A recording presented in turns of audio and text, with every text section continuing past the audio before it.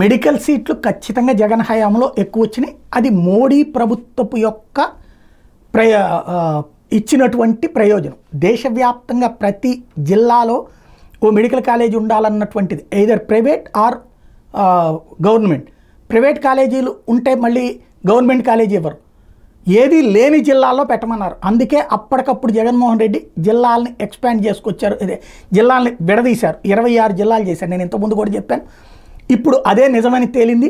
వాస్తవంగా 2018-19 నాటికి ఆంధ్రప్రదేశ్లో ఉన్నటువంటిది టోటల్ మెడికల్ సీట్లు 4900. ఇది కేంద్ర ఆరోగ్య శాఖ మంత్రి నడ్డా లోక్సభలో చెప్పినటువంటి అంశం.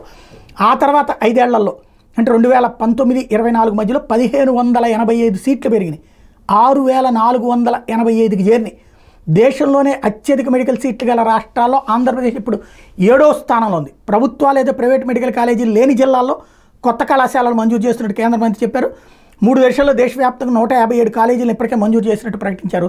సత్యకుమార్ యాదవ్ గారు కనుక ప్రయత్నిస్తే ఇప్పుడు తాజాగా ఇంకొక 10 కాలేజీలు మనకి రాబోతున్నాయి.